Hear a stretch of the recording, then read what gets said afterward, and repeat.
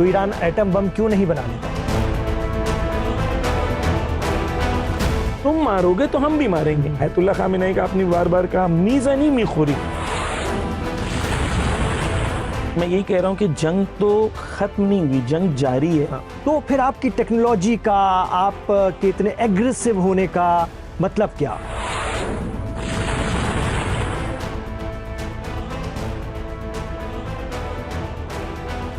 इनकी आप मुझे बताएं, इनकी औकात क्या है? उसको नहीं बुलाया जाता, उसको पूछा तक नहीं जाता है, उसका नाम तक नहीं लिया जाता है। सर कटा सकते हैं लेकिन झुका नहीं सकते। ये कौम कभी भी झुकेगी नहीं। और इस्राइल के साथ ये बात है कि वो अपना बचाव भी बेहतर कर सकता है और पलटवार भी बहुत जबरदस्त करता है। मैं आपको यकीन दिला देता हूं कि लेबनान में हिजबुल्लाह कभी भी वेपन्स नहीं डालेगी।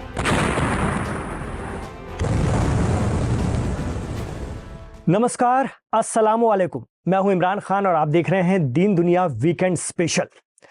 आज हमारे साथ स्टूडियो में एक ऐसी शख्सियत है, आप सोच भी रहे होंगे कि वीकेंड स्पेशल में आज फिर हम स्टूडियो में हैं। तो भाई क्यों ना हो, क्योंकि एक ऐसी शख्सियत आज हमारे साथ हैं जिन्हें आप हजारों किलोमीटर दूर से दीन दुनिया शो में लाइव हिंदुस्तान पर अक्सर देखते रहे हैं। और ईरान इसराइल की जब जंग हुई थी या उससे पहले भी हमने मिडिल ईस्ट में जो गजा में जो कुछ हालात चल रहे थे उसके हवाले से बहुत बात की है और आपने बहुत अच्छा विश्लेषण, बहुत ही बेहतर तरीके से आप सब तक अपनी बात पहुंचाई है। ऐसे मौलाना ज़मीर अब्बास जाफरी साहब जब हिंदुस्तान आए तो हमने सबसे पहले उन्हें दावत दी कि आप हमारे स्टूडियो में तशरीफ़ लाएं और हमारे दर्शकों के साथ, हमारे नाज़रीन के साथ कुछ वक्त गुजारें और उन्हें वो बातें बताएं जो बहुत दूर से शायद हम लोग नहीं कर पा रहे थे। बहुत शुक्रिया आपका, और ये मेरी खुशनसीबी है कि आप हमारे बीच लाइव हिंदुस्तान में हैं। शुक्रिया बहुत बहुत आपका भी और आपकी टीम का भी, और तमाम हमारे व्यूवर्स को सलाम और आदाब अर्ज़ करता हूँ। ज़मीर अब्बास जाफरी साहब के हवाले से मैं बता दूं कि आप भारत से ताल्लुक़ रखते हैं लेकिन कई बरसों से ईरान में हैं, और ईरान में आप अल मुस्तफ़ा इंटरनेशनल यूनिवर्सिटी में प्रोफेसर के भूमिका में हैं। और न सिर्फ एक बेहतरीन प्रोफेसर हैं बल्कि एक रिसर्चर भी हैं, और वेस्ट एशिया पर आपकी बहुत मजबूत पकड़ है। और लगातार आपने इंडियन टेलीविज़न पर भी मौलाना ज़मीर अब्बास जाफरी साहब को अक्सर देखा होगा। जब भी मिडिल ईस्ट में, वेस्ट एशिया में कोई अहम खबर होती है तो आप एक अच्छे विश्लेषक के तौर पर लोगों के बीच होते हैं भारत में। शुक्रिया बहुत बहुत। ज़मीर अब्बास जाफरी साहब, आपसे हमारे बहुत सारे दर्शकों मुझे कमेंट में भी बताते हैं, जब आपके बहुत से वीडियोस हमने चलाए, आपका इंटरव्यू हम लोग ईरान से जब करते हैं अक्सर स्ट्रीम यार्ड के ज़रिए, जब बात होती है आपसे तो बहुत से हमारे दर्शक कहते हैं कि ज़मीर साहब से ये पूछिएगा, वो पूछिएगा, तफसील से आप बात कीजिएगा। तो आज वो बहुत सुनहरा मौका है जी, तो उस तरफ बढ़ते हैं। मैं आपसे सबसे पहले तो ये बात करना चाहूँगा, देखिए हम लोग आएंगे मिडिल ईस्ट के मामलों पर भी आएंगे, लेकिन मिडिल ईस्ट से ही जुड़ा एक सवाल है। मिडिल ईस्ट का जब तक ये पूरा सानेहा चलता रहा, गजा में इसराइल हमास जंग चलती रही, सीरिया का वाकया हुआ, और भी कुछ होता है, लेबनान का वाकया हुआ, अभी सूडान का मामला चल रहा है, भारत सहित दक्षिण एशिया में और पूरी दुनिया में, यूरोप में भी, पश्चिम में भी एक मुसलमान मुसलमान मुसलमान और क्या है इनकी विचारधारा, इसको लेकर बात होने लगती है। और मुसलमान भी कई बार हमें ऐसा लगता है कि इतना ज़्यादा गडमड है चीज़ें कि कंफ्यूज हो जाते हैं कि क्या आइडियोलॉजी है, क्या सही है, किस तरह की, कोई इसे डिस्क्राइब करे, कोई इसे समझाए। मैं भी इसको लेकर के बहुत कंफ्यूज हूँ। तो आज आप हमारे बीच हैं, हमारे साथ हैं, तो मेरी गुजारिश रहेगी, ये जो कुछ मिडिल ईस्ट में, मिडिल ईस्ट के हवाले से बात करते हैं, वेस्ट एशिया में जो हुआ, चाहे इसराइल हमास जंग रही हो या कई बार मुस्लिम ग्रुप्स में भी बहुत ज़्यादा टकराव होता है, क्या आइडियोलॉजी है, या फिर तालिबान की हम बात कर लेते हैं, या फिर HTS वालों की बात कर लेते हैं, अभी अबू मोहम्मद जौलानी, चाहे तुर्की की बात कर लें, चाहे ईरान की बात कर लें, लगते तो सब मुसलमान हैं, लेकिन फिर इस कदर खिंचाव, इस कदर प्रतिस्पर्धा, और ये एक माहौल ऐसा क्यों है जिसको दुनिया समझाने की तो कोशिश करती है लेकिन फिर भी समझ में नहीं आता है। आप इस पर रिसर्च कर रहे हैं, मेरी गुजारिश रहेगी कि इसके बारे में रोशनी डालें। जी, बिस्मिल्लाह रहमान रहीम। बहुत शुक्रिया कि आपने अपॉर्चुनिटी दी यहाँ बात करने के लिए। देखें, मुस्लिम हिस्ट्री को अगर आप देखें तो प्रॉब्लम ये है कि जब भी हम जिस ज़माने में रहते हैं तो हम बबल में रहते हैं, टाइम बबल में। जी। हम पीछे जाके चीजों को नहीं देख पाते हैं, या हम उस टाइम बबल के हिसाब से ही सब चीजों को एनालाइज करते हैं। लेकिन मैं बहुत शॉर्ट में हमारे व्यूअर्स को एक हिस्ट्री बयान करूं कि भाई एक जमाना था जब पूरा ये वेस्ट एशिया, ये एक हुकूमत थी, सेंट्रल गवर्नमेंट थी, और उस जमाने में मुसलमान बहुत ताकतवर थे। या उससे भी पहले जाएंगे तो बीबीसी की एक डॉक्यूमेंट्री है इस्लाम एंड साइंस जी। तो उस डॉक्यूमेंट्री में बताया गया है कि मिसाल के तौर पर साइंटिफिक प्रोग्रेस मुसलमानों के अंदर कितनी थी। केमिस्ट्री में सबसे पहला मुसलमानों ने हॉस्पिटल्स बनाए। तो एक टाइम लाइन अगर आप देखेंगे तो मुसलमान एक जमाने में प्रोग्रेसिव थे, मुसलमान आगे थे। उसी जमाने में यूरोप जो है वो अपनी डार्क एजेस से गुजर रहा था, और यूरोप के अंदर बिफोर इंडस्ट्रियल रेवोल्यूशन वहां प्रोग्रेस नहीं थी, मुसलमान प्रोग्रेस करते थे। ये मुसलमानों ने जब स्पेन पे कब्जा किया था तो स्पेन में मुसलमान इतनी किताबें ले गए थे जो पूरे यूरोप में उतनी किताबें नहीं थी जितनी मुसलमान स्पेन में किताबें ले गए थे, क्योंकि स्पेन में एक जमाने में मुसलमानों का कब्जा था। तो मैं इस व्यूअर्स को, मुसलमानों को या हमारे व्यूअर्स को बताना चाहता हूँ कि एक जमाना था मुसलमान प्रोग्रेसिव थे, साइंटिफिक फील्ड्स में भी, पॉलिटिकल पावर में भी मुसलमान आगे थे, दुनिया पीछे थी। फिर एक जमाना आया कि मुसलमान जो है वीक होना शुरू हुए। जब मुसलमान वीक होना शुरू हुए तो सेकेंड वर्ल्ड वॉर के बाद खास तौर पर जो खिलाफत उस्मानी ऑटोमन एम्पायर टूटा, और उसके बाद मुसलमानों को अलग अलग ग्रुप्स में बांट दिया गया। अब मुसलमान जो है परेशान थे कि अब हम पीछे रह गए, इंडस्ट्रियल रेवोल्यूशन आ गया, साइंस एंड टेक्नोलॉजी में वेस्ट आगे बढ़ गया, यूरोप आगे बढ़ गया, अब हम क्या करें। जी। यहां से जड़ है जितना भी आज दुनिया के अंदर प्रॉब्लम्स हैं, उसकी रूट कॉज यहां से शुरू होती है मुसलमानों के दरमियान। जब मुसलमानों को लगा कि हम पीछे रह गए तो जो मुस्लिम इंटेलेक्चुअल्स थे उसके अंदर कुछ विचारधाराएं आई हुई, इजाद हुई, और उसके अंदर आज अलग अलग देश बन गए वही विचारधाराओं के बेस के ऊपर। मिसाल के तौर पर एक ग्रुप ने कहा कि हमें वेस्ट को फॉलो करना चाहिए, सर से पैर तक हमें वेस्टर्न होना चाहिए। तो मुस्तफा कमाल जिन्होंने टर्की की फाउंडेशन डाली, अतातुर्क जिन्हें कहा जाता है, टर्की का फादर कहा जाता है, उन्होंने टर्की को कहा कि हम इस्लाम को जेल में बंद कर देंगे, मस्जिदों को घोड़ों के इस्तबल बना दिए जी, और मुसलमानों को यह कहा कि आपके लिए हिजाब, मुस्लिम कंट्री में हिजाब इज नॉट परमिसेबल अभी भी जी, मुस्लिम गवर्नमेंट है लेकिन पार्लियामेंट में आप हिजाब नहीं पहन के जा सकते। तो एक मॉडल आपका ये हो गया कि follow the West for being progressive. Second model उस जमाने में आया, उन्होंने कहा कि ठीक है हम पीछे रह गए, वो आगे बढ़ गए, लेकिन हमारे लिए इंपॉर्टेंट है हमें अपने कल्चर को प्रोटेक्ट करना है। इन्होंने एक्सट्रीम फंडामेंटलिज्म का आइडिया यहां से आया कि हमारी प्रायोरिटी कल्चर को प्रोटेक्ट करना है, प्रोग्रेस करना नहीं है। वहां से एक एक्सट्रीमिज्म की थॉट मुसलमानों के अंदर आई जी, जो फाइनली सऊदी अरेबिया या मसलन जो पहले सऊदी था वहाब, वो आइडियोलॉजी अब्दुल वहाब के जमाने से एक्सट्रीम फंडामेंटलिस्ट इस्लामिक आइडियोलॉजी वहां से शुरू हुई जी, जो तालिबान तक आती है। तालिबान यानी सऊदी से शुरू होती है, फिर तालिबान जो आज भी तालिबान है। तो आप देखें उसका असर क्या है। तो अगर आप देखें कि मिसाल के तौर पर टर्की ने साइंटिफिकली प्रोग्रेस किया जी, ठीक है, लेकिन अपने कल्चर को प्रोटेक्ट करना उनके लिए प्रायोरिटी नहीं था। इसके बाद मैं डिटेल में नहीं जाना चाहता हूं, तो एक नया डिस्कशन शुरू होगा। लेकिन टर्की के अंदर एक आइडियोलॉजी स्थापित हुई वहां पर। उसके बाद जो इस आइडियोलॉजी के अंदर हम देखते हैं उन्होंने टेक्नोलॉजिकल प्रोग्रेस की, लेकिन वहां पर आजादी है, मसलन वहां पे कोई लिबास की पाबंदी नहीं है। उसके बरखिलाफ जैसे ही इनके पास एक्सट्रीमिस्ट पावर्स के पास जो है पावर आया, तो इन लोगों ने क्या किया, मिसाल के तौर पर सऊदी के अंदर वुमेन्स को पहले राइट्स नहीं थे। मिसाल के तौर पर अगर वो ड्राइविंग भी करना चाहती हैं तो खातून ड्राइव नहीं कर सकती, इतना एक्सट्रीमिज्म था जी। तालिबान में अगर हम आते हैं, अभी तालिबान रिसेंटली उनके पास जैसी हुकूमत आई, तो हुकूमत आते के साथ इन लोगों ने कहा कि औरतें पढ़ाई नहीं कर सकती हैं, इल्म हासिल नहीं कर सकती हैं, जबकि रसूलुल्लाह की हदीस है, रसूलुल्लाह कहते हैं मुसलमानों के लिए फरीजा है, मर्द हो या औरत, हदीस में मर्द हो या औरत उसके लिए इल्म हासिल करना वाजिब है, ऑब्लिगेटरी है, कंपलसरी है। लेकिन उन्होंने कहा नहीं, वो वाला इल्म नहीं चाहिए, मॉडर्न और साइंटिफिक इल्म नहीं चाहिए। तो मुसलमानों में दो विचारधाराएं आ गई, एक ये एक्सट्रीम कि आप रिलीजन को छोड़ें, कल्चर को छोड़ें, आप प्रोग्रेस करें।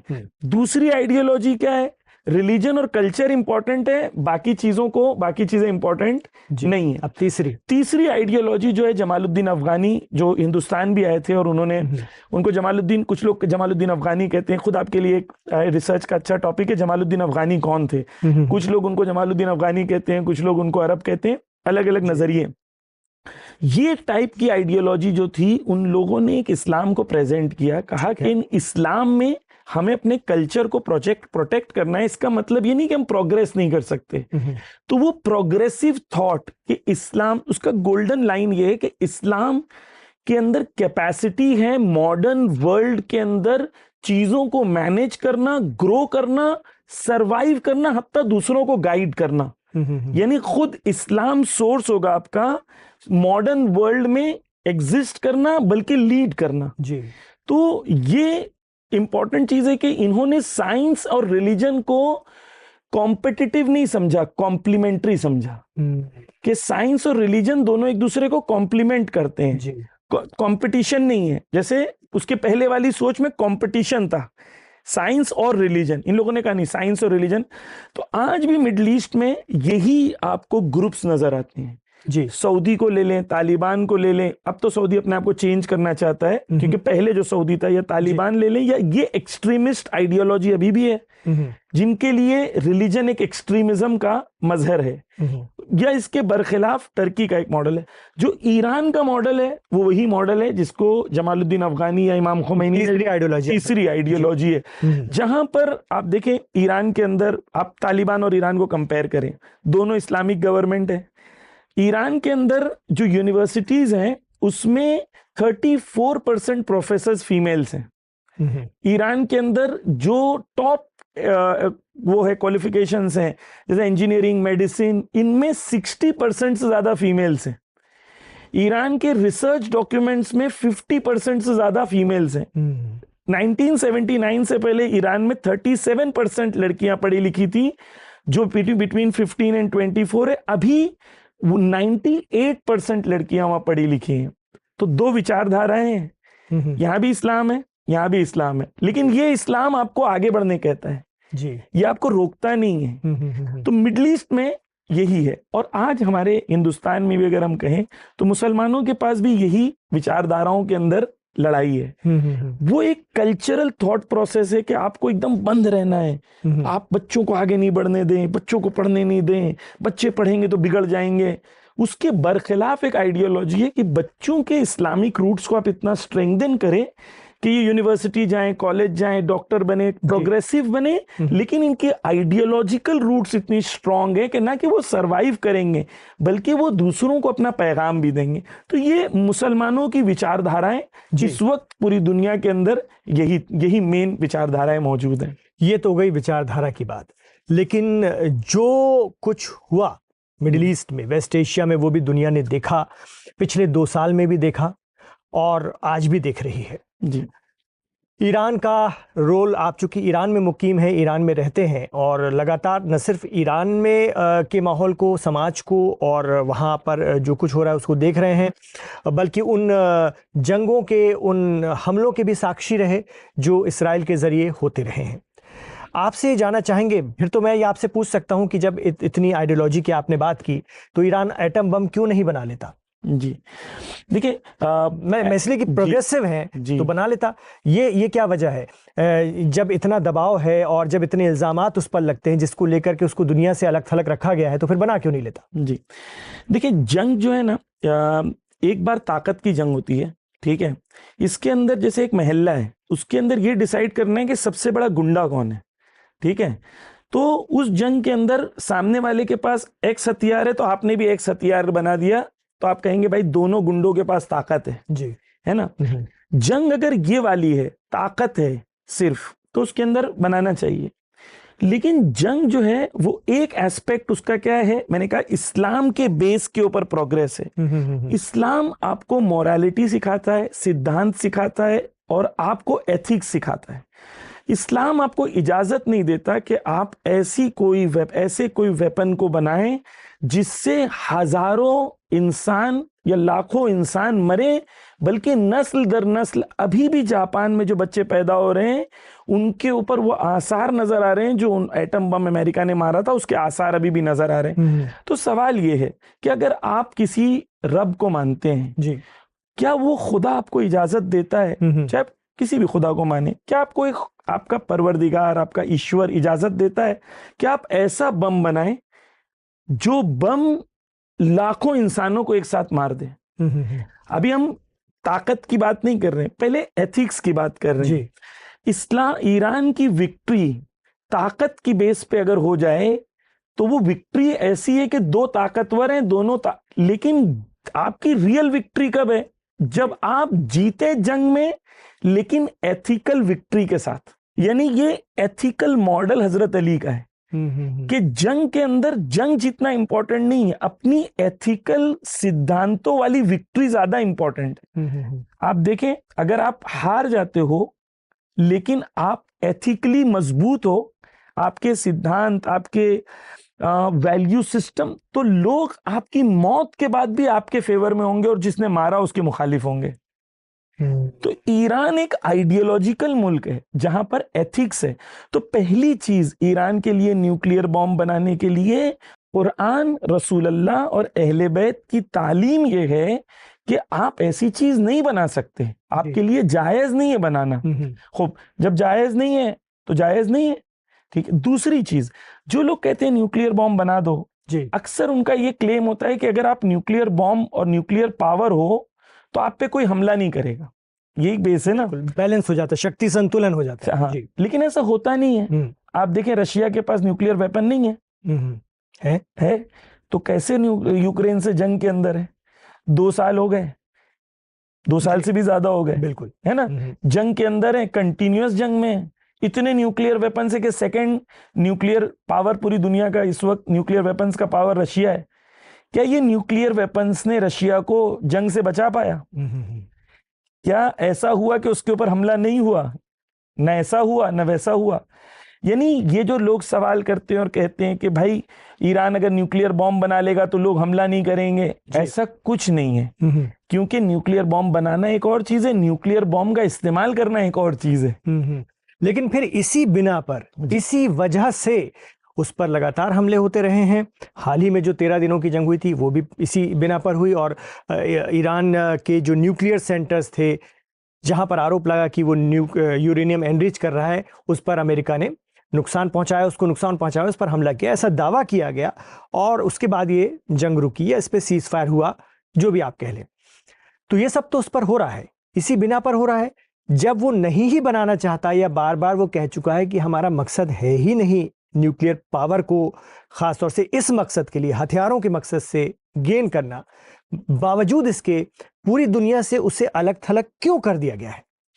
देखिए, वो आइडियोलॉजिकल वॉर है ना, उसके अंदर एक हमारी आइडियोलॉजी है कि हम झुकेंगे नहीं जी, एक उनकी आइडियोलॉजी है, वो ये समझते हैं कि अना रब्बुकुमुल आला। फिरौन कुरान में कहता था कि मैं, जो हजरत मूसा या मोजेस के मुखालिफ में फराओ था, वो ये कहता था कि मैं सबका रब हूं, I am the owner of everybody, तो सब मेरी इताअत करना चाहिए। तो ट्रम्प हैं या वेस्टर्न पावर्स हैं, इनके सामने यही है कि आप मेरे सामने गुलाम बन के खड़े रहो, ठीक है। अगर नहीं बन के खड़े रहोगे तो हम लड़ेंगे आपसे।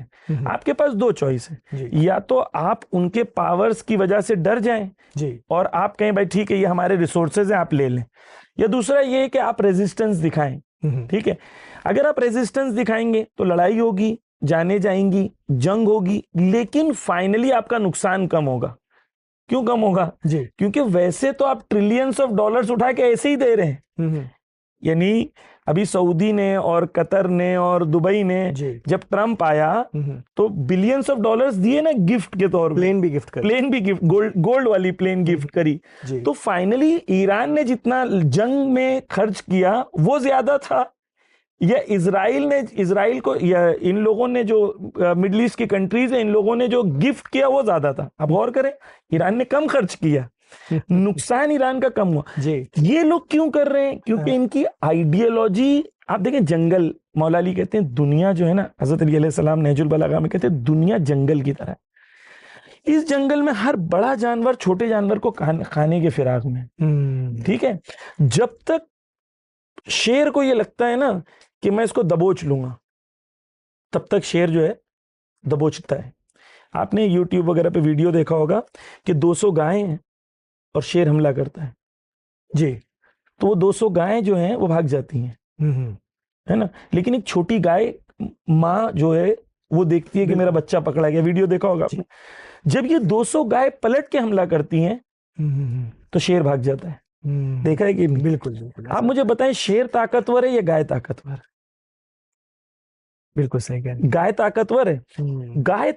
शेर कब तक जीतता है? जब तक शेर अपने खौफ को गाय के अंदर इजाद कर दे।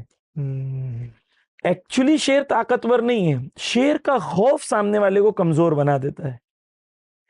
दुनिया ऐसी है जी। जब तक ईरान को लोग समझेंगे कि भाई ये कमजोर है जी, तब तक हमला करेंगे। अब जब ईरान ने दंदान शिकन या दांत तोड़ने वाला जवाब दिया तो इजराइल ने हाथ जोड़ के, खुद नेतन्याहू ने कहा कि हमारे सामने बार बार फोन किया है नेतन्याहू ने और हाथ जोड़ा कि भाई इस जंग को बंद कराओ। या जो मेयर थे उसके इनकी एक सिटी के, उन्होंने कहा कि अगर ये जंग 7 दिन चलेगी तो इस सिटी में कोई चीज बाकी नहीं रहेगी। तो ईरान ने जब इतना पलट के हमला किया जी, इनको ये पता चल गया कि इस जंगल में अगर मैं शेर हूं तो कोई और भी शेर है। लेकिन एक बात है इसमें, एक बात है, ठीक है, ये तो आपने बताया पलटवार बहुत तगड़ा था ईरान का, हर तरफ धुआं कर दिया, इस्राइल के कोने कोने पर मिसाइल मारी। लेकिन ये भी तो एक सच्चाई है और कड़वी सच्चाई है कि ईरान का जो पासदारान इस्लाम है या IRGC है, उसकी टॉप लीडरशिप को एक बार में खत्म कर दिया। और खुद सुप्रीम लीडर निशाना थे, उन्हें भी कहीं ना कहीं कहा जाता है उस वक्त जो मीडिया रिपोर्ट आई कि उन्हें सेफ जोन में जाना पड़ा।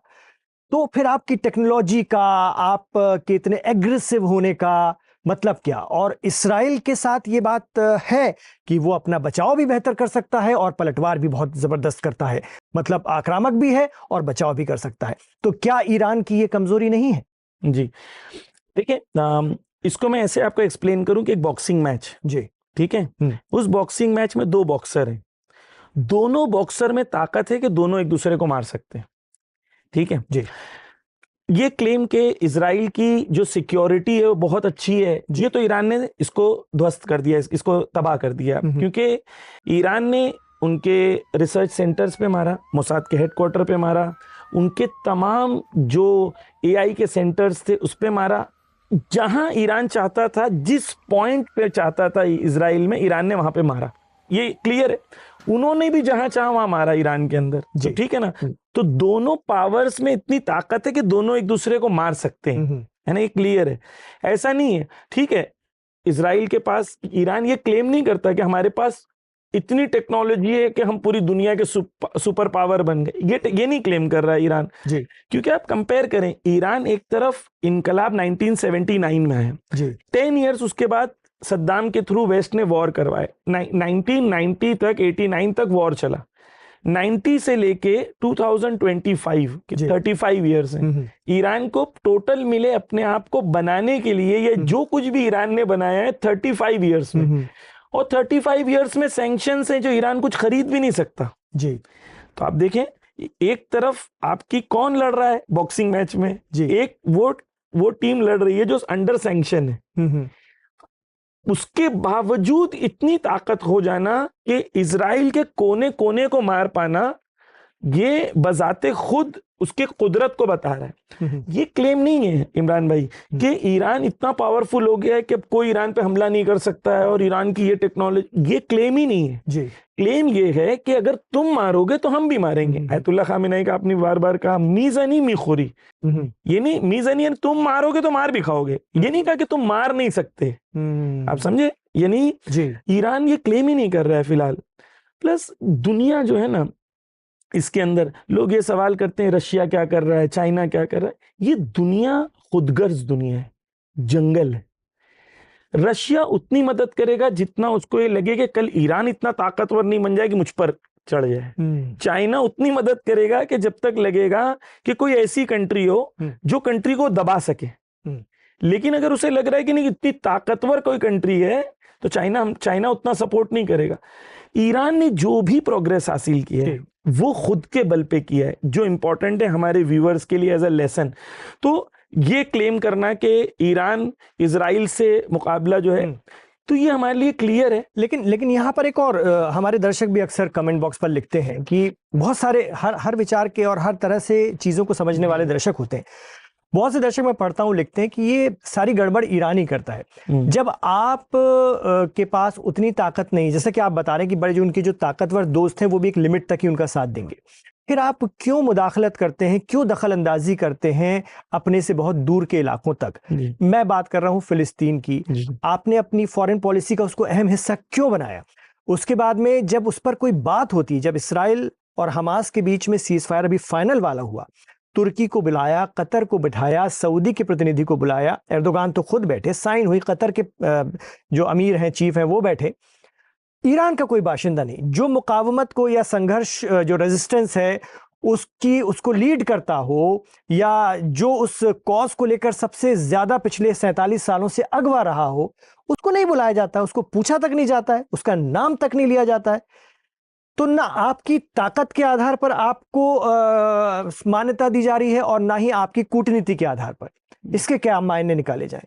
जी, और आप पार्टी हैं, उसमें दावा करते हैं, लेकिन वो मानता नहीं कोई आपको पार्टी। जी देखिए, क्लियर है कि आप हमास को या वो लोग जो रेजिस्टेंस ग्रुप्स हैं जी, उनके जितने भी लीडर्स हैं, उनके आप स्टेटमेंट्स जब सुनेंगे तो उन्होंने स्टेटमेंट में सिर्फ 4 लोग कंट्रीज का नाम लिया जी, ठीक है। उन्होंने ईरान का नाम लिया, यमन का नाम लिया, लुबनान का नाम लिया, और दुनिया के वो लोग जिन लोगों ने साथ दिया, हमास के लोगों ने, हमास के लोगों, ठीक है ना।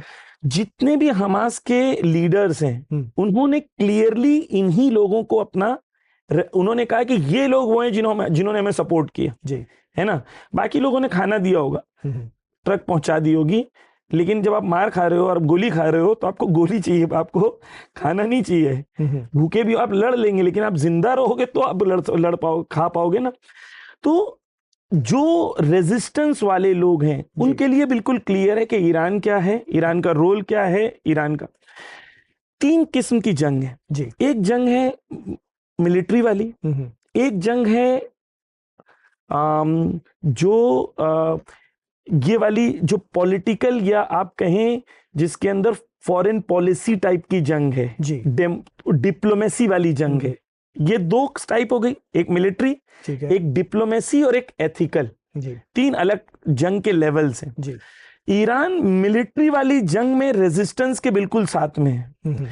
डिप्लोमेसी वाली जंग में अमेरिका से बात कौन करेगा जी? ईरान तो नहीं करेगा। इजराइल को नेगोशिएट कौन करेगा? ईरान तो इजराइल को एग्जिस्टेंस ही नहीं मानता है। ईरान तो इजराइल के साथ बात ही नहीं करेगा जी। तो जब डिप्लोमेसी की बात आएगी तो हमास किसको चूज करेगा डिप्लोमेटिक बात करने के लिए? वो ईरान को नहीं चूज करेगा, और ईरान खुद आएगा भी नहीं। क्यों नहीं आएगा ईरान? क्योंकि ईरान की ना अमेरिका से बनती है ना इजराइल से बनती है। हमास की तरफ से नेगोशिएट वो करेगा जिनकी उनके साथ अच्छी बनती है। तो इसमें कोई वो नहीं है, प्रॉब्लम नहीं है। लेकिन मिलिट्री वाली जंग में ईरान और यमन और हुसी ये लोग एक हैं जी। डिप्लोमेसी वाली जंग में जो इन लोगों का डिप्लोमेटिक फ्रंट है, वो डिप्लोमेटिक फ्रंट जो है वो बिल्कुल क्लियर है कि हमास के लिए भी इंपॉर्टेंट है कि अगर वो नेगोशिएट करना चाहता है जी, तो क्योंकि ईरान, देखिए ईरान की जो आइडियोलॉजी है वो इंपॉर्टेंट है आपके व्यूअर्स के लिए भी समझना, कि ईरान 2 स्टेट सोल्यूशन को नहीं मानता। अच्छा, ईरान तो मानता ही नहीं है कि इसराइल को एग्जिस्ट करना चाहिए बुनियादी तौर पर जी, ठीक है ना। तो ईरान इसके साथ मैच भी नहीं खेलता है। ईरान कहता है कि एक स्टेट होना चाहिए।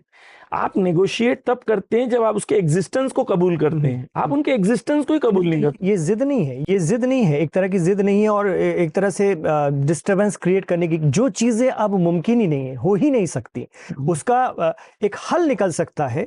लेकिन एक ऐसी बात जो नामुमकिन है उस पर अड़े रहना, और यह आरोप लगता है कि डिस्टरबेंस क्रिएट कराना, आरोप लगता है पश्चिम की तरफ से कि सारी गड़बड़ी की जड़ ईरान है। क्योंकि आप ईरान में रह रहे हैं इसलिए मैं आपसे सवाल पूछ रहा हूं, ईरान के प्रतिनिधि के तौर पर नहीं, क्योंकि आप वहां रह रहे हैं, वहां का समाज क्या बात करता है इसको लेकर के, इस पर मैं पूछ रहा हूं। तो ये सारी गड़बड़ी की जड़ जो है, सारी गड़बड़ी की ईरान नहीं है? देखिए, इसको इस तरीके से देखें कि किसी के घर में हमला हो गया जी, ठीक है, और पूरी फैमिली को आपने लेके जाके टॉयलेट में बंद कर दिया जी, ठीक है, और जब टॉयलेट में बंद कर दिया फैमिली को, और वो फैमिली अगर दरवाजा ठोके जोर जोर से, कहे कि भाई मुझे आने दो बाहर, तो आप कहेंगे क्यों इतनी आवाज कर रहा है, क्यों गड़बड़ी कर रहा है ना? तो आप या तो ये नजरिया सही है कि आप कहें कि भाई इनका पूरा घर है, आपने 85% लैंड पे कब्जा कर लिया है, और 15% जब अपनी आजादी की बात करें और कोई उसे सपोर्ट करे तो आप बोले गड़बड़ कर रहे हैं। गड़बड़ ना करने का मतलब क्या है कि ये किचन, ये टॉयलेट में बंद रहे और आवाज नहीं करे, यानी ये गड़बड़ नहीं है। लेकिन अगर कोई उसे हेल्प करे कि भाई तुम्हारी संघर्ष है, तुम्हारी आजादी है, तुम अपनी लड़ाई करो, तो ये गड़बड़ नहीं है, बल्कि उनको सपोर्ट है। देखिए, अब हम लोग जाते हैं दोबारा महात्मा गांधी की आइडियोलॉजी के ऊपर, है ना? आप कहते हैं गड़बड़ की आइडियोलॉजी है, तो महात्मा गांधी की भी तो यही, मैं नहीं कहता, ये आरोप लगता है, ये ईरान पे आरोप। आपसे मुराद व्यूअर्स, मैं यूरोप कहता है ये बात, जी। पश्चिम कहता है, इसराइली आरोप लगाता है कि सारी जड़ इस ईरान को खत्म करो, ईरान को होना ही नहीं चाहिए। इसराइल के यही बयान रहते हैं। ईरान जिस दिन खत्म हुआ या कमजोर हुआ या यहाँ रिजीम बदली, उनकी पूरी कोशिश है, अभी भी 12 दिनों की जंग के दौरान ये कोशिश थी कि रिजीम बदल दो तो सारी गड़बड़ी खत्म हो जाएगी। यही होता है जी। देखिए, आपसे मुराद ये जो लोग सवाल कर रहे हैं, तो ये बंद कर, जिनको अरेस्ट किया गया, एक मैं आपके 2 मिसालें देता हूँ। एक पैलेस्टाइन है, ठीक है, जहां पर जो हम नहीं कह रहे, वेस्टर्न फिलोसोफर्स हैं, ज्यूइश एकेडमिशियंस हैं, हिस्टोरियंस हैं, एलन पेपे हैं, रॉबर्ट फिंकलस्टाइन हैं, ये लोग जो बड़े बड़े वेस्टर्न एकेडमिशियंस हैं, वो सारे लोग कह रहे हैं कि जो इजराइल कर रहा है, ऐसा नहीं है कि पैलेस्टाइन अगर रेजिस्टेंस नहीं दिखाएगा तो ये लोग बहुत शरीफ लोग हैं, नहीं। 7 अक्टूबर से पहले ही 10,000 से ज्यादा इनके आम इंसान उनकी जेलों में बंद थे, जिनका कोई ऑफिशियल रिकॉर्ड नहीं था जी। तो ऐसा नहीं है कि जो ये तस्वुर जो हमारे व्यूअर्स के लिए कि गड़बड़ नहीं थी और ईरान गया तो गड़बड़ हो गई, ऐसा नहीं है। वो लोग अपनी आजादी के लिए लड़ रहे थे। ओके, इसके अभी मैं आपको 2 मिसालें देता हूं, फिर महात्मा गांधी की भी मिसाल देता हूं ताकि हमारे व्यूअर्स के लिए क्लियर हो जाए आइडियोलॉजिकल पर्सपेक्टिव। तो यस, ईरान रूट कॉज है पैलेस्टाइन में, लेकिन रूट कॉज का मतलब आइडियोलॉजिकल रूट कॉज है। ईरान कहता है तुम्हारा हक है, सामने वाले के सामने सर नहीं झुकाओ, सर कट जाएगा चलेगा, सर नहीं झुकाओ। ये आइडियोलॉजी है ईरान की, और ईरान खुल के कहता है कि हम इस आइडियोलॉजी को सपोर्ट करते हैं। वो अपनी आजादी की जंग लड़ रहे हैं, उनको आजाद होना चाहिए। मैं आपको ले जाता हूं इंडिया के लिए, ठीक है। ये कहते हैं नामुमकिन है, क्यों नामुमकिन है? क्योंकि यूनाइटेड नेशन में इजराइल है, यूनाइटेड नेशन ने मान्यता दे दी है ना? बिल्कुल। तो अब वर्ल्ड वॉर से पहले, यूनाइटेड नेशन से पहले एक चीज होती थी जिसे कहा जाता था द लीग ऑफ नेशन, है ना? The league of nation United nation से पहले था। उसमें इंडिया को कहा गया था कि इंडिया क्या है? इंडिया ब्रिटिश कॉलोनी है, ठीक है। तो उस टाइम पे पूरी दुनिया ने मान लिया था कि इंडिया क्या है? ब्रिटिश कॉलोनी है। तो क्या इंडिया को अपनी आजादी छोड़ देनी चाहिए थी, संघर्ष छोड़ देना चाहिए था?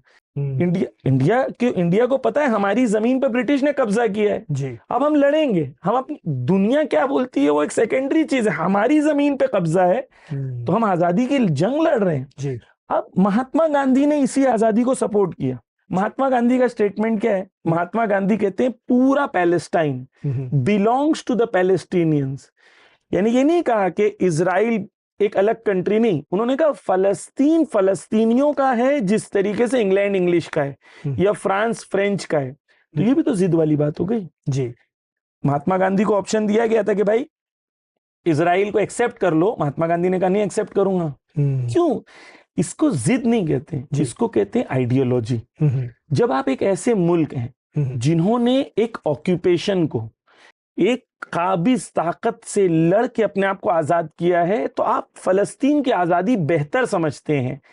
क्यों? क्योंकि वो लोग भी वही संघर्ष कर रहे हैं जो हमने हिंदुस्तान में संघर्ष किया था, जो हमने आजादी की लड़ाई लड़ी थी। तो महात्मा गांधी की भी आइडियोलॉजी ये है, ईरान की भी आइडियोलॉजी ये है, नेल्सन मंडेला की भी।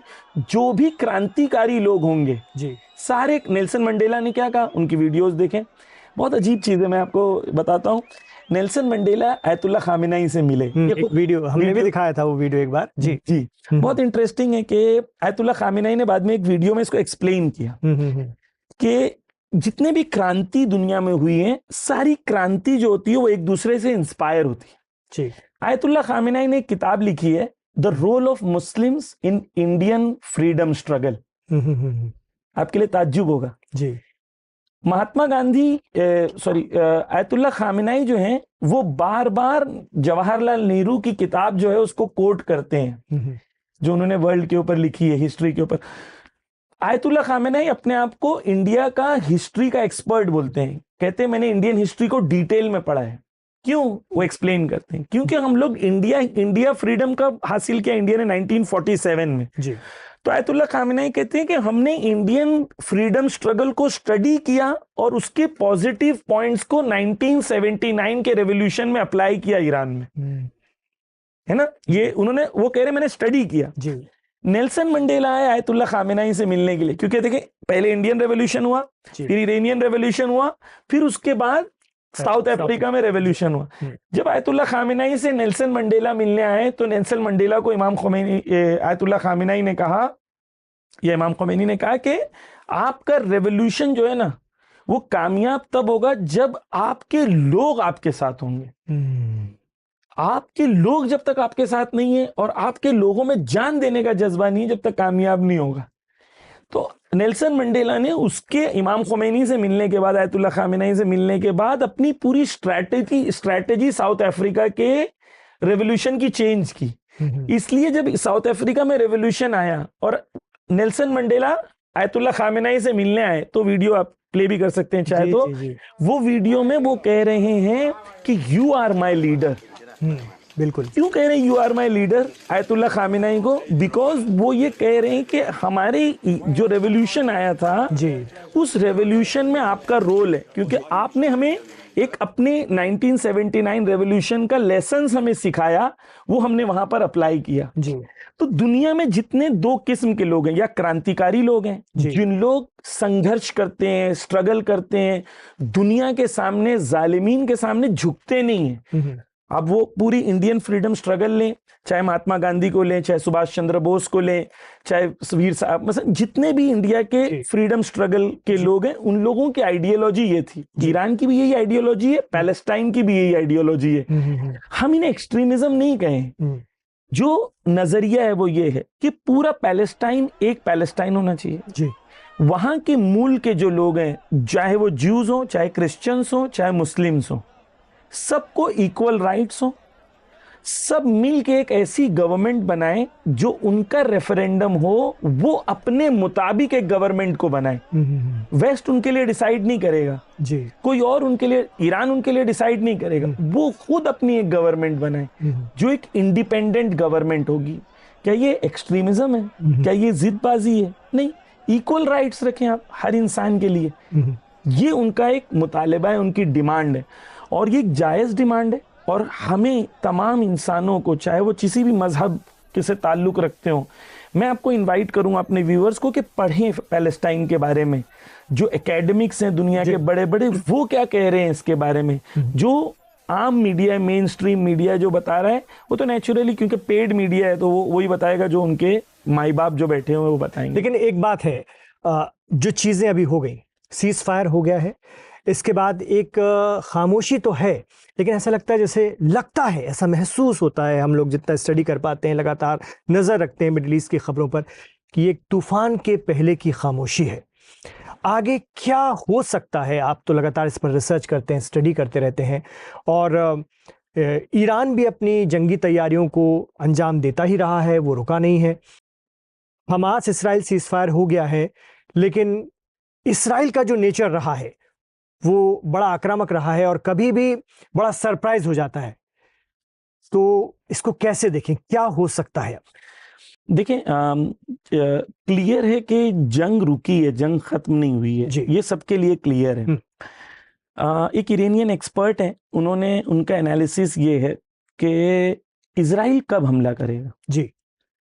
इजराइल तब हमला करेगा जब उसमें इतनी ताकत हो जाए कि ईरान की जवाबी कार्रवाई को वो बर्दाश्त कर ले।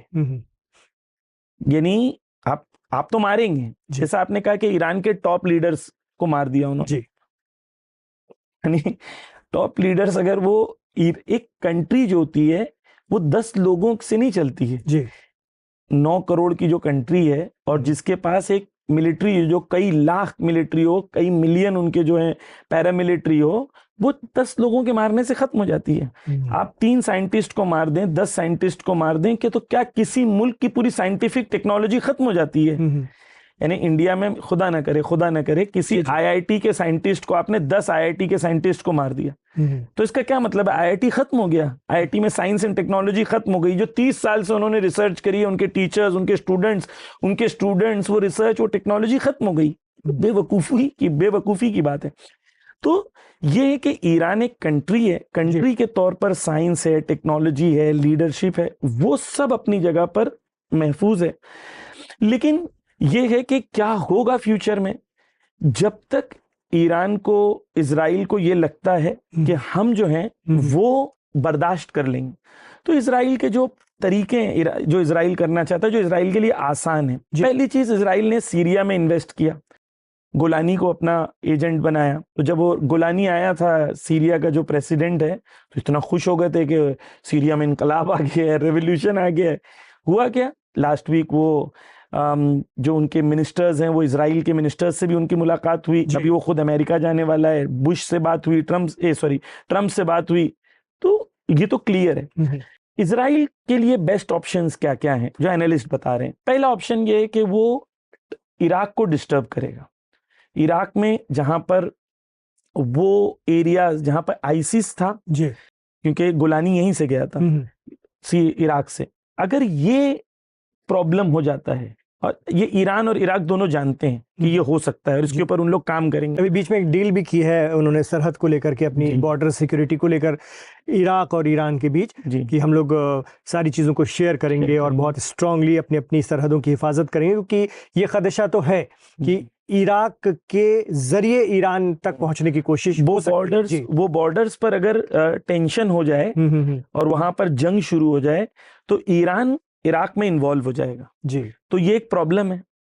दूसरा प्रॉब्लम है लेबनान, क्योंकि लेबनान एक ताकत थी, और लेबनान की भी हिस्ट्री है कि लेबनान अपने आप को पैलेस्टाइन, इजराइल को भगाता है 1985। तो वही मेरा सवाल है। देखिए, वही तो हम बात कर रहे हैं कि अब आगे क्या, इसराइल, जैसा कि इल्जाम लग रहा है और दिख भी रहा है कि इसराइल ने या उनके साथियों ने अपना काम करना शुरू कर दिया लेबनान में हिजबुल्लाह को कमजोर करने। आज हिजबुल्लाह पर प्रेशर है कि आप हथियार डालिए, इराक पर भी दबाव आ रहा है, ठीक है, और यही वजह है कि ईरान को वहां एक्टिव होना पड़ा।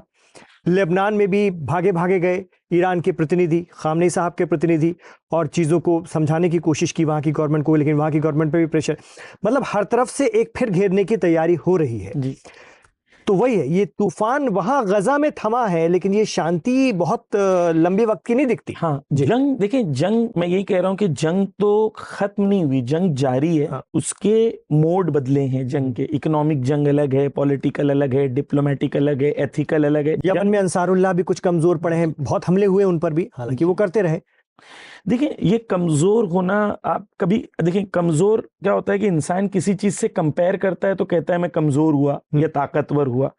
आप अंसारुल्लाह के 30 साल पहले देखेंगे तो अंसारुल्लाह आज बहुत ताकतवर है। अंसारुल्लाह के 20 साल पहले देखेंगे तो आप कहेंगे अंसारुल्लाह बहुत ताकतवर है। 10 साल पहले देखेंगे तो कहेंगे अंसारुल्लाह बहुत ताकतवर है। हाँ, 2 साल पहले देखेंगे तो आप बोलेंगे हाँ थोड़े से कमजोर हुए। लेकिन आप हम लोग क्यों टाइम बबल में देख रहे हैं? वो ऐसे नहीं देख रहे हैं, वो देख रहे हैं 20 साल पहले तो अब्दुल मलिक अल हूसी के जो फादर थे, बदरुद्दीन अल हूसी, उनको एक पहाड़ के ऊपर घेर के उनके साथियों के साथ 20 दिन भूखा प्यासा रख के मारा गया था। ये इतने कमजोर थे। आज कहां पर है वो? आप कमजोरी जो देख रहे हैं वो ऐसा वेस्टर्न ये नजर है कि वो कमजोर हो गए, वो कमजोर हो गए।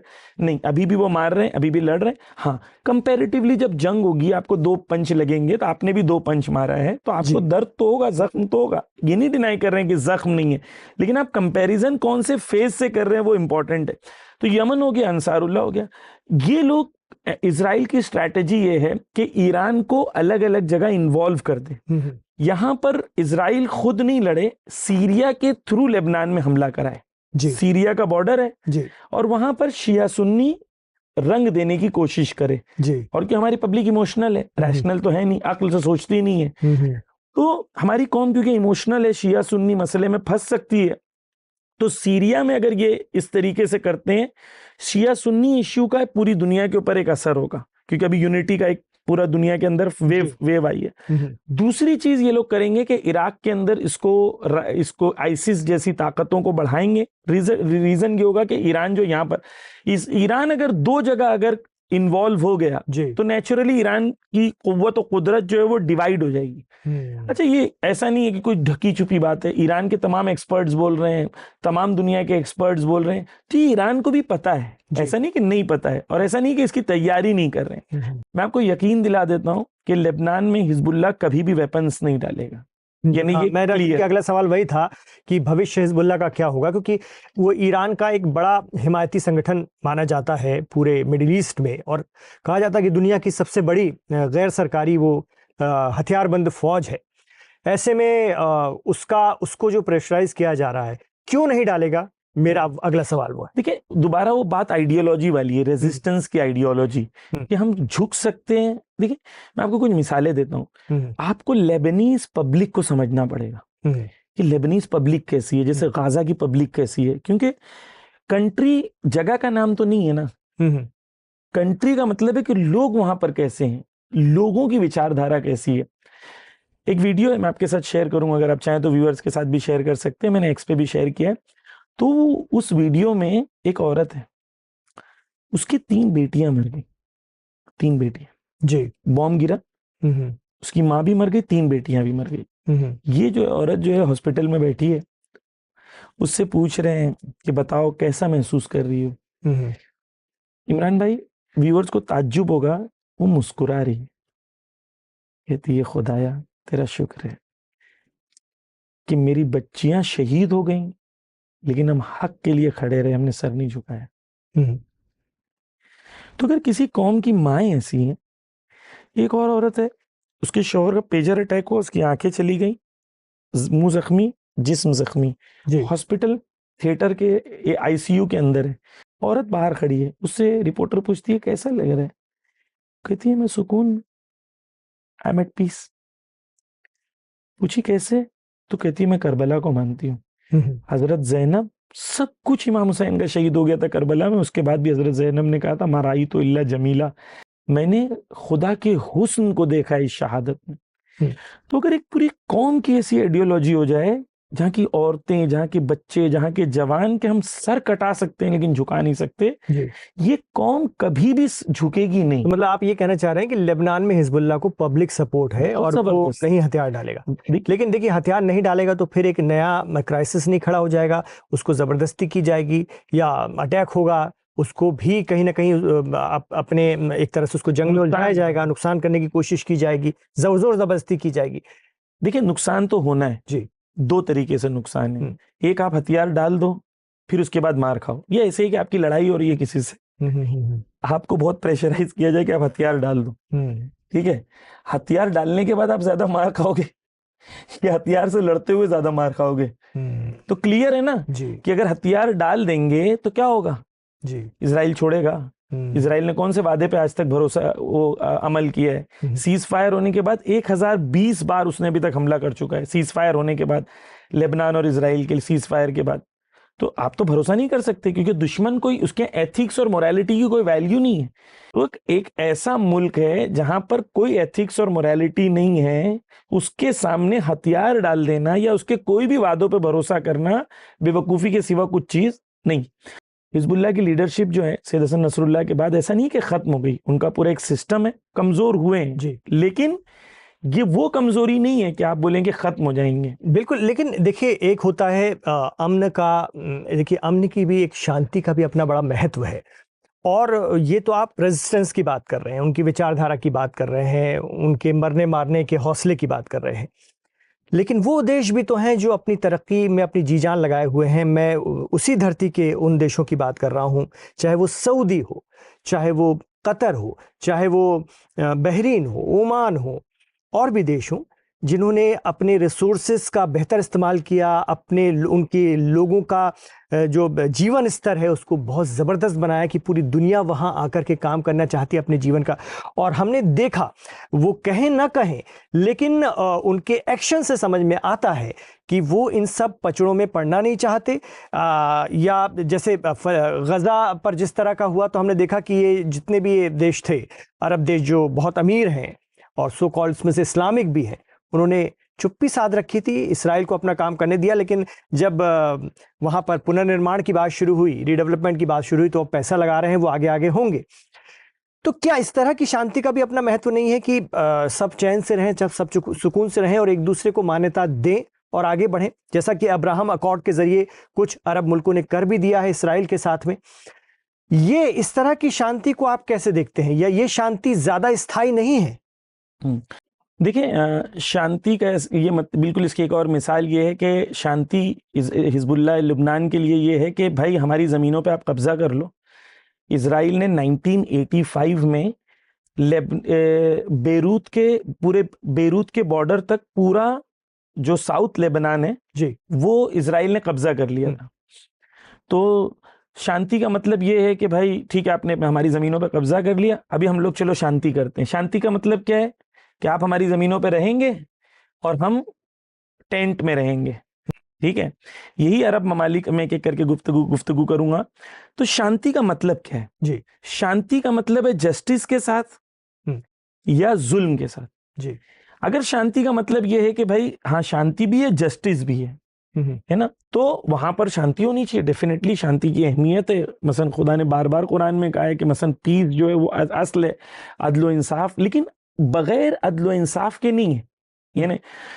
तो ये कंट्रीज जिनकी आपने नाम लिया, एक तो लेबनान की बात की हमने, तो लेबनान को आप देखें, लेबनान का लीरा जो वहाँ की जो करेंसी है, वो अमेरिका ने पिछले 2023 से लेके अब तक कई 100 टाइम्स गिरा दिया है, ठीक है ना। तो इनका ये है कि अगर आप हमारी बात नहीं मानोगे तो हम आपकी इकोनॉमी को डिस्ट्रॉय कर देंगे जी। इनके सामने जो पीस का ऑप्शन है लेबनान में, वो क्या है कि हम एक ऐसी गवर्नमेंट बनाएं जो गवर्नमेंट प्रो इजराइल हो, पूरे लेबनान को कहे कि आपके अंदर कोई लड़ने की क्षमता नहीं और इजराइल जब चाहे, जहां चाहे, जिसे चाहे मार सकता हो जी।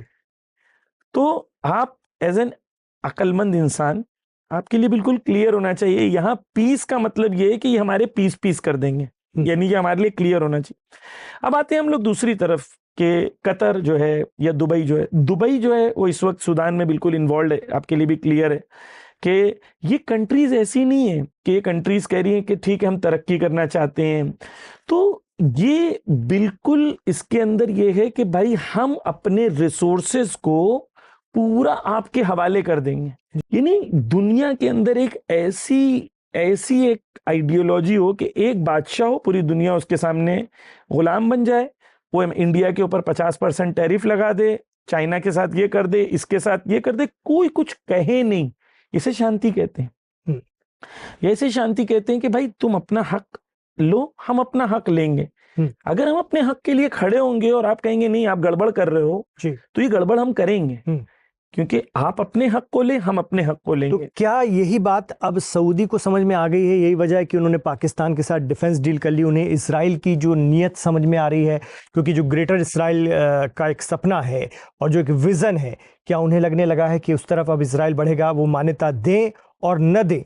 यही वजह है कि उन्होंने ये कदम उठा लिया। अब और भी देश कहा जा रहा है कि मिलने जा रहे हैं, हो सकता है इसी गठबंधन में, इसी डिफेंस डील के साथ टर्की भी आ जाए। एक खबर तो हमने ये भी सुनी थी कि इसमें ईरान को भी लेने की तैयारी है। क्या ऐसा मुमकिन हो पाएगा? क्या ये सोच है? इसको आप कैसे देखते हैं? देखिए, वही आप पहले जाएंगे इनकी आइडियोलॉजी। ये सारे लोग जो हैं वो वेस्टर्न कैंप के अंदर हैं, यानी इनके पास इंडिपेंडेंट डिसीजन मेकिंग नहीं है, आप ये समझ लें। यानी सऊदी बगैर अमेरिका की इजाजत से कुछ नहीं कर सकता।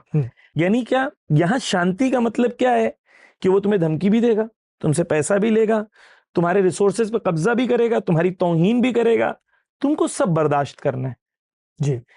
ये अगर ये शांति का मतलब है तो हम ये शांति नहीं चाहते, हम इज्जत चाहते हैं। यानी कि बगैर इज्जत के आपको कोई भी कुछ भी देगा, आपको कहेगा तुम जलील हो, तुमको ऐसे लाइन में खड़ा रहना पड़ेगा।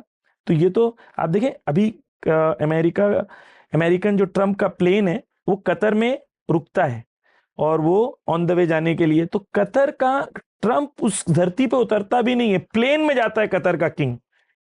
यानी तौहीन है, यानी इस तरीके से पूरा जो सिस्टम है। जी देखें, मैं आपको खुल के बताता हूँ, जो पहले हमने आइडियोलॉजिकल बात की कि इस्लाम हमारा दीन प्रोग्रेस और पीस दोनों के साथ है। जी है ना, हमारे लिए क्लियर है, क्योंकि इस्लाम जो है सलामती से, पीस से, लेकिन पीस और इनजस्टिस जब है तो हमारा दीन कहता है पीस तो होना चाहिए लेकिन जस्टिस के साथ होना चाहिए। वही महात्मा गांधी भी कहते थे, वही सुभाष चंद्र बोस भी कहते थे, है ना, वो अपने मुल्क में पीस चाहते थे जी। लेकिन कभी आंदोलन करना पड़ता है, कभी जो है डांडी मार्च भी करना पड़ता है, कभी नॉन वायलेंस मूवमेंट भी चलाना पड़ता है, कभी सुभाष चंद्र बोस की तरह आर्मी भी लगानी पड़ती है, कभी जो है शहीद भगत सिंह की तरह लड़ना भी पड़ता है। ये सब पीस का हिस्सा है, लेकिन पीस जब तक पॉसिबल नहीं है जब तक आप संघर्ष ना करो और दुनिया को यह साबित ना कर दो कि हम ताकतवर हैं, हमसे ताकत की बुनियाद पर आके गुफ्तगू करो।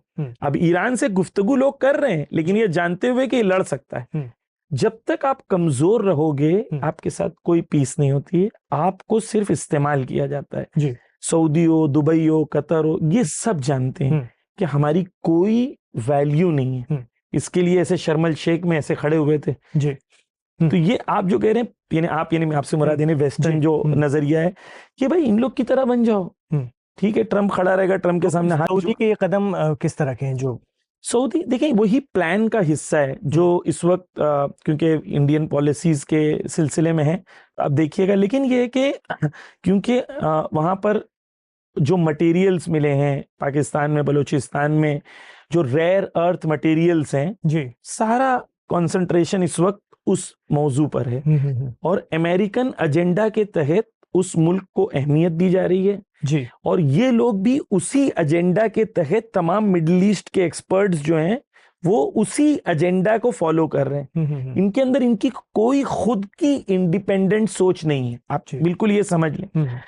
आप अब्राहम अकॉर्ड की बात कर रहे थे, देखिए अब्राहम अकॉर्ड हुआ, आप इसको मैंने रिसर्च किया था। अब्राहम अकॉर्ड जब हुआ था तो जितने मुल्क इजराइल के साथ जिन्होंने अब्राहम अकॉर्ड साइन किया था, सब मुल्क ने इजराइल से वेपन्स खरीदे उतने ही पीरियड में जी। और बिलियंस ऑफ डॉलर के वेपन्स खरीदे गए। तो अब्राहम अकॉर्ड से किसको फायदा हुआ? इजराइल को फायदा हुआ या इन मुल्कों को फायदा? इन मुल्कों को क्या फायदा हुआ? मुझे एक फायदा बताएं, इन मुल्कों को क्या फायदा हुआ?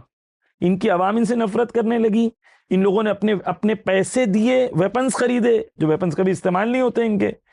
कतर पे दोहा में इजराइल बॉम्ब मारता है उनकी इजाजत के बगैर। जब ईरान मारता है तो जो है अमेरिकन बेसेस जो है हमला करते हैं और उसको रोकते हैं, लेकिन इजराइल मारता है तो कोई कुछ नहीं करता। इनकी, आप मुझे बताएं इनकी औकात क्या है? यानी कि आप ऐसे, मसलन आपसे मुराद ऐसे, ये लोग वो हैं जिनको कोई भी आए तमाचा मार के चला जाए। मैं एक मिसाल देता हूं, एक हमारे सीनियर उन्होंने मिसाल दी थी, बहुत खूबसूरत मिसाल है। वो कहते हैं एक गांव था, उस गांव में लोग बहुत आलसी थे, लेजी थे जी, और तो बादशाह चाहता था कि हमारे लोग जागरूक होने चाहिए, उनके अंदर एनर्जी होना चाहिए, मेहनत करनी चाहिए। तो वो कहता है कि भाई कैसे जागरूक करें? तो कोई उनका मंत्री होता है, वजीर होता है, वो एक आइडिया देता है कि भाई चेक पोस्ट लगा दो और हर आदमी को कहो कि जो भी इस चेक पोस्ट से गुजरेगा ना उसको 10 जूते मारूंगा मैं। ठीक है, तो चेक पोस्ट पे लाइन लगने लगी, जो भी काम पे जाता था उसको 10 जूते मारते थे। तो इन लोगों ने एक आंदोलन की और कहा कि भाई, बादशाह ने कहा चलो भाई हमारी कौम जो है जागरूक हो गई है, आंदोलन कर रही है, अच्छी बात है। तो उनको बुलाया बात करने के लिए, अच्छा बताओ क्या बात है तुम्हारी? तो वो जो उनकी तरफ से लोग आए थे ना, उन्होंने डिमांड ये लेके आए थे कि हम लोग जब काम पे जाते हैं तो लाइन लंबी लगती है, तो जब मार खाते हैं तो टाइम बहुत लगता है, तो इसके बजाय कि आपने कम चेक पोस्ट बनाए हैं, आप ज्यादा चेक पोस्ट बना दो ताकि हम मार तो खाएं लेकिन जल्दी काम पे पहुंच जाए। यानी ये डिमांड नहीं है कि हमें जस्टिस चाहिए जी, हमारी कौम की भी ये मुश्किल है। पीस जो है वो पॉसिबल नहीं होता जब तक जस्टिस ना हो। क्योंकि आपने एक बार इनजस्टिस को एक्सेप्ट कर लिया ना, तो जो पीस के नाम पर आ रहे हैं ना, उनके कदम कभी रुकते नहीं है, जंगल के शेर की तरह, जंगल के जंगली जानवरों की तरह, एक चीज के बाद दूसरी, फिर तीसरी, फिर चौथी। Resistance is the only way to stop them. जब उन्हें लगने लगे कि हम मारेंगे तो हमारा भी नुकसान होगा, चाहे हम 10 मारे हमारा एक नुकसान होगा, लेकिन जब तक उन्हें नहीं लगेगा कि हमारा एक नुकसान होगा, जब तक वो आगे बढ़ते रहेंगे। रेजिस्टेंस लेकिन ईरान में, आप चूंकि ईरान में ही हैं, वहां की जनता भी क्या ऐसा ही सोचती है? क्योंकि जनता की भी एक सहन शक्ति होती है, एक सीमा होती है, और 40-45 सालों से एक उसी तरह का माहौल, क्या जनता में भी उस तरह की बगावत है अब कि अब ये बस होना चाहिए, ख़त्म होना चाहिए, और हमें भी दुनिया के साथ जिस तरह से बाकी दुनिया चल रही है चलना चाहिए? जनता का क्या, एक समाज का क्या रिएक्शन होता है? देखिए, हर टाइप के लोग हर कंट्री में रहते हैं, यानी और अमेरिका जो है वो 22 वेस्टर्न कंट्रीज 22 पर्शियन लैंग्वेज में चैनल्स चलाते हैं जी, ताकि ईरान की ऑडियंस के ऊपर वो पर्शियन लैंग्वेज में अपनी बातों को, उनके जहन को वैसे बना सकें। तो ईरान में एक ऐसे टाइप के लोग हैं जो ये कहते हैं कि अमेरिका से हमारी दुश्मनी जो है हमारी वजह से है जी, कि हम जो हैं, जैसे कहते हैं कि बहुत जिद्दबाज हैं, या इस टाइप के नजरिए के, और अमेरिका से आप हंस के रहो तो कोई प्रॉब्लम ही नहीं है, ठीक है। तो इसका जवाब जो देते हैं ईरान में जो एक्सपर्ट्स हैं, वो कहते हैं ठीक है, आप कंट्रीज के एग्जांपल्स ले लो, इजिप्ट ले लो जी, इजिप्ट अमेरिका के साथ अच्छे रिलेशंस हैं जी, वो ज्यादा तरक्की कर रहा है या ईरान ज्यादा तरक्की कर रहा है? ईरान के अंदर ज्यादा साइंटिस्ट हैं या इजिप्ट में ज्यादा साइंटिस्ट हैं? जी, आप मिसाल ले लो टर्की की। टर्की तो यूरोप के साथ भी यूरोप का हिस्सा बनना चाह रहा है। आप देखें टर्की और ईरान को कंपेयर करें जी, तो ये नजरिया कि पूरी दुनिया के साथ जो लोग मिल के चल रहे हैं वो बहुत प्रोग्रेसिव हैं। मिसाल के तौर कतर की मिसाल लेते हैं आप। कतर छोटी सी कंट्री है, कतर की पॉपुलेशन बहुत कम है, कतर के पास रिसोर्सेज ज्यादा हैं, लेकिन कतर के पास खुद का कुछ नहीं है, ना खुद की मिलिट्री पावर है, ना खुद के पास टेक्नोलॉजी है, खुद की कार नहीं है। कतर के पास खुद का क्या है? कल को अमेरिका बोले और यूरोप बोले कि हम कुछ नहीं बेचेंगे तो कतर का क्या होगा? जी। तो ये कंट्रीज जो हैं, मिसाल के तौर पर मक्का है, खाने काबा है। खाने काबा किसने बनाया? जो उसके अंदर इंफ्रास्ट्रक्चर है, मुसलमानों ने बनाया या वेस्ट ने बनाया? यानी आप इतने मजबूर हैं कि आपके पास इतने इंजीनियर्स नहीं है कि आप खुद अल्लाह के घर को क्यों जर्मन कंपनी बना रही है। यानी एक तरफ से आपको लग रहा है कि हम बहुत ताकतवर बन रहे हैं, लेकिन दूसरी तरफ से आपकी आवाम जी बहुत। मैं कुवैत गया था, तो कुवैत के अंदर आप देखें, कुवैत कंपैरेटिवली थोड़ा बैलेंस्ड है और रिलीजियस भी थोड़ी कंट्री ज्यादा है, लेकिन कुवैत के अंदर आप जाएंगे तो मैंने वहां पे लोगों से बैठ के पूछा कि भाई तुम्हारे प्रॉब्लम्स क्या हैं? तो क्या कहा पता है जी? हमारा लेजीनेस प्रॉब्लम। कोई कंट्री के पास पैसा हो लेकिन इल्म ना हो, नॉलेज ना हो, एक्सपर्ट्स ना हो, इंजीनियर्स ना हो, साइंटिस्ट ना हो, तो वो कंट्री की पूरी बागडोर किसके हाथ में? गैरों के हाथ में। तो ये कंट्री ताकतवर है या कमजोर है? वो कंट्री के अंदर कोई भी एस्पेक्ट ऐसा हो जो उनके सेल्फ डेवलपमेंट और सेल्फ डिपेंडेंसी के ऊपर हो जी। तो ये नजरिया कि आप अपने पैरों पे खड़े हो, जैसे हिंदुस्तान में भी एक नजरिया है कि भाई हमें अपने पैरों पे, आइडियोलॉजी को हम लोग 100% सपोर्ट करते हैं। जो ट्रंप ने इस वक्त टैरिफ लगाया वो हमारे लिए एक तरीके से एक ब्लेसिंग इन डिस्गाइज है। क्यों? क्योंकि हम लोग आंख बंद करके अमेरिका और इजराइल पे भरोसा कर रहे थे। अब हमें रियलाइज हुआ कि हमारे दोस्त नहीं है, ये किसी के दोस्त नहीं है, किसी के भी दोस्त नहीं है, इन पे भरोसा नहीं किया जा सकता। आप देखें, जब ट्रंप ने टैरिफ लगाया 50%, तो इजराइल ने कंडेम नहीं किया आज तक। कंडेम करना चाहिए था। अगर आप हमारे दोस्त हैं तो आपको कंडेम, सबसे पहली कंट्री जिसने कंडेम किया वो ईरान था जी। तो ये हमारे लिए क्लियर होना चाहिए कि इंटरनेशनल स्टेज पे हमारा कोई दोस्त नहीं है और वही कंट्री कामयाब है जो अपने पैरों पे खड़ी हो।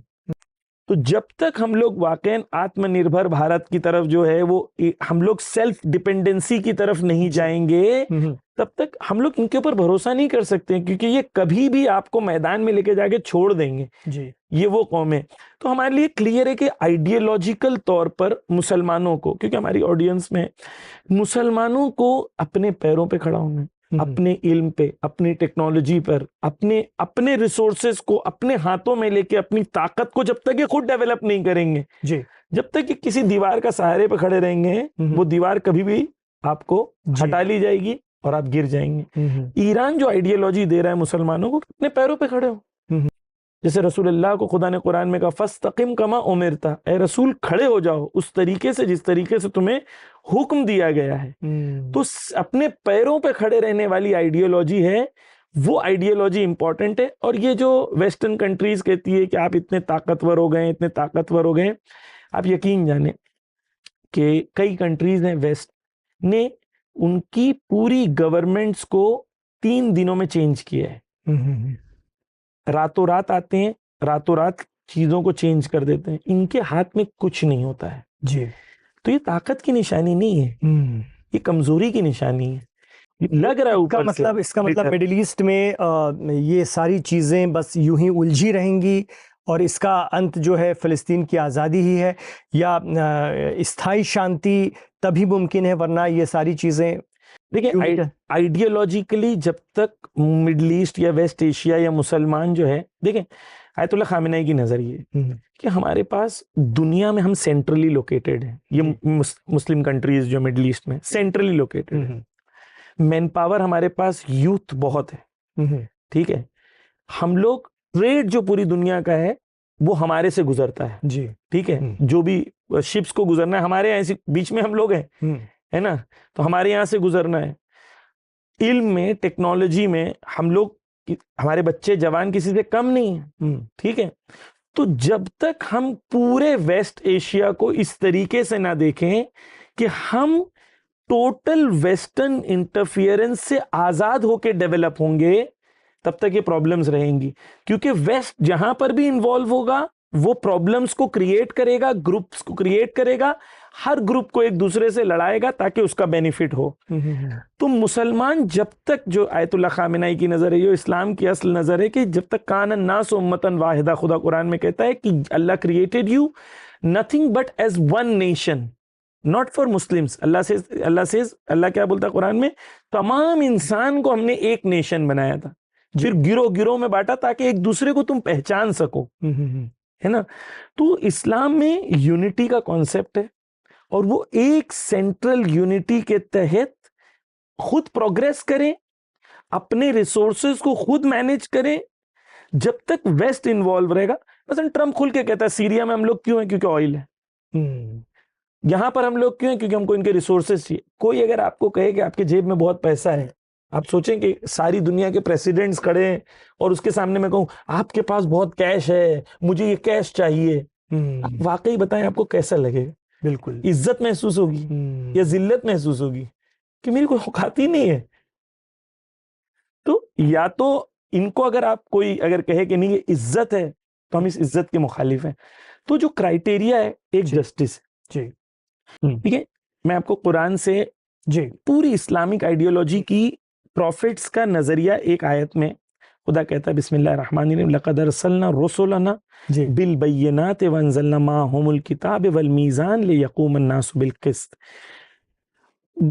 अल्लाह कहता है कि आई सेंड, और मैंने तमाम नबियों को भेजा, उनके साथ किताब भेजी, उनके साथ हक और बातिल का स्केल भेजा, मीज़ान भेजा। क्यों भेजा? उनके साथ रैशनल प्रूफ्स भेजे। क्यों भेजा? अल्लाह कहता है कि प्रॉफिट्स का पर्पस ये था ताकि ह्यूमन बीइंग्स खड़े हों किस चीज के लिए? जस्टिस के लिए। तो प्रॉफिट्स क्यों आए थे? प्रॉफिट्स रेवोल्यूशनरी फिगर्स होते थे। देखिए मैं एक मिसाल दूं, हमारे व्यूअर्स के लिए शायद इंटरेस्टिंग होगा कि तमाम दुनिया में लोग क्रिसमस मनाते हैं, जी, है ना। अगर आप किसी को भी पूछें कि क्या हुआ था क्रिसमस में, तो कहेंगे कि जीसस की बर्थ डेट है, फिर उसके बाद उनको सूली पे चढ़ा दिया गया था। जी, ये तमाम स्कूल्स में सब जगह सबको पता है। क्वेश्चन, क्यों सूली पे चढ़ाया गया था? ये कितनों को पता होगा? किसी को नहीं पता है। तो ये होता है कि जब आप आइडियोलॉजी भूल जाएं, जी, आप कस्टम्स याद रखें, आइडियोलॉजी। जीसस उस जमाने में होने वाले इकोनॉमिक इनजस्टिस के खिलाफ रेजिस्टेंस दिखा रहे थे। जो उस जमाने के ज्यूस थे, लैंडलॉर्ड्स थे, जो लोगों के खून को चूस रहे थे, जीसस उनके खिलाफ खड़े थे जी तो जीसस एक प्रॉफिट है जो रेवोल्यूशनरी फिगर थे, जी या जो उनको गॉड भी मानते, जीसस के रेवोल्यूशन की कोई बात नहीं करता है। मोसेस एक प्रॉफिट है, लेकिन मोसेस क्या है, फराओ एक बादशाह जालिम है, उसके खिलाफ खड़े हैं। जी इस तरीके से प्रॉफिट्स का काम क्या था, सोसाइटी से इनजस्टिस को खत्म करना। हमको क्या लगा, रिलीजन का काम है कि प्राइवेट में मैं नमाज पढ़ूं, तुम पूजा करो, तुम ये करो, हमारा पॉलिटिक्स से कोई लेना देना नहीं है। जबकि एक्चुअल रिलीजन क्यों आया है, लोगों के दरमियान एक भावना को क्रिएट करने का, जहां पर को एग्जिस्टेंस भी हो और जस्टिस भी हो। बहुत बड़ी बात है। कुरान की एक आयत है, मैं आपको व्यूअर्स के लिए क्लियर कर दूं, क्योंकि ये नजरिया बार बार कहा जाता है कि मुसलमान को एग्जिस्ट नहीं करते हैं, और ये देखिए कुरान में खुदा कहता है ला यनहाकुमुल्लाह, अल्लाह कुरान में कहता है कि तुम्हें अल्लाह ने मना नहीं किया है। जी किस चीज के लिए? कहा नॉन मुस्लिम्स के साथ दो चीज करो। ये नहीं कहा कि उनके साथ मिल के रहो, नहीं, ये नहीं कहा, इससे आगे खुदा कहता है उनके साथ क्या करो, मतलब बिर करो। बिर यानी नेकी, यानी बी मर्सीफुल टू देम। कुरान का पैगाम क्या है? को एग्जिस्टेंस का नहीं है। कुरान कहता है नॉन मुस्लिम्स के साथ क्या करो, बी मर्सीफुल टू देम, उनके साथ नेक बनो। बिल्कुल। और दूसरी चीज कुरान कहता है do justice to them, and Allah loves those, अल्लाह मोहब्बत करता है उनके साथ जो मुक़सितीन होते हैं, जो जस्टिस करते हैं। तो कुरान का पैगाम नॉन मुस्लिम्स के लिए क्या है? जस्टिस वाला है, नेकी वाला है। सिर्फ एक कौम है जिससे जंग है, वो कौन है? जो आपसे जुल्म करे जी और आपको घर से बाहर निकाले। ये भी नहीं कह सकते हम लोग कि भाई कोई हमें मारे, कोई हमें कुछ करे, फिर भी हम खामोश रहेंगे, नहीं, ये नहीं। जो आप पे जुल्म करे उससे मुकाबला करना है। बाकी हर इंसान के लिए आपको नेक बनना है। वही लफ्ज इस्तेमाल किया है जो वालिदैन के लिए इस्तेमाल हुआ है, कि जिस तरीके से तुम्हें वालिदैन का ख्याल रखना है, उसी तरीके से अपने दूसरे नॉन मुस्लिम्स का भी ख्याल रखना है। हजरत फातिमा जहरा की भी वो है, मैं खाली एक मिसाल दे दूं कि वो कहती है अल जार सुम्मतदार, कहती है कि पहले पड़ोसी फिर घर वाले। मुसलमानों को सिखाया गया है प्रॉफिट ने और अहले बैत ने कि अगर तुम्हारा पड़ोसी भूखा है जी और तुम खाना खा रहे हो तो तुम मुसलमान नहीं हो, ना तुम अल्लाह को मानते हो, ना रोज़े क़यामत को मानते हो। तुम्हारे लिए जरूरी क्या है कि तुम खा रहे हो तो 40 घर तुम्हारे अतराफ में जितने हैं ना, वो पड़ोसी हैं तुम्हारे। तुम्हारी जिम्मेदारी है कि वहां कोई भूखा हो, वहां कोई मरीज हो, वहां कोई परेशान हो, तो तुम्हारी पड़ोसी होने की जिम्मेदारी है। नहीं देखना है कि मजहबी हिंदू है, मुसलमान है, क्रिश्चियन है, जो भी हो, तुम्हारी जिम्मेदारी है पड़ोसी का ख्याल रखना। इस्लाम में ये मर्सीफुल एटीट्यूड है, जस्टिस वाला एटीट्यूड है। लेकिन सिर्फ एक कौम से ये नहीं है। वो कौम कौन सी है? जो तुम पे जुल्म करे, जो तुमसे लड़ाई करे। कोई तुम्हें तमाचा मारे और तुम कहो कि भाई ठीक है मैं तुमसे जस्टिस चाहता हूं, तो दुनिया में कभी भी जस्टिस इन लोगों को मिलती नहीं है। जालिमीन से मुकाबला है, तमाम इंसानों से मोहब्बत, अमन, नेकी और अदलो इंसाफ। और यही शायद मिडिल ईस्ट की में जिस तरह के हालात बने हैं उसके पीछे की कहीं ना कहीं आपने बहुत मतलब दीन की रोशनी में भी, और वहाँ पर जो राजनीति है, कूटनीति है, उसके पीछे की जो वजह है वो तमाम तरह से आपने सिंबॉलिक तरीके से भी और बहुत साफ लफ्ज़ों में भी समझाने की कोशिश की। कमाल का ये की बातचीत रही। मुझे लगता है हमारे जो दर्शक हैं वो भी इससे काफ़ी महसूस हुए होंगे और काफ़ी हद तक इससे कनेक्ट किया होगा उन्होंने जी। और हमारा भी ये मकसद है कि आप बहुत सारी चीज़ों को कई बार हम नहीं समझ पाते। कई बार ऐसा लगता है कि अरे ये क्या हो रहा है, ये हिंसा ही हिंसा हो रही है, ये किस तरह की कत्ल गारत है, ये क्या है। तो बहुत, और कई बार हम बहुत सारे लोग बात करते हैं तो उन्हें भी जस्टिफाई करना मुश्किल हो जाता है कि इसके मायने क्या है।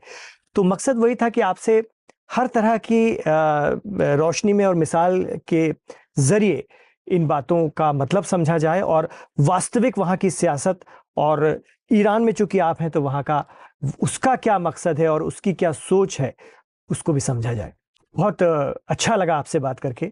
बहुत शुक्रिया ज़मीर अब्बास जाफरी साहब, आप भारत आए और भारत में हमारे साथ इतना लंबा वक्त गुजारा। और गुजारिश ये रहेगी कि ईरान से भी आप जो कुछ भी मिडिल ईस्ट में या उस खत्ते में चलता रहता है उसको बेहतर तरीके से अच्छे विश्लेषण के साथ हमारे दर्शकों तक आप पहुंचाते रहेंगे, यूं ही हमारी भी यही कोशिश रहेगी आपके जरिए। शुक्रिया बहुत बहुत।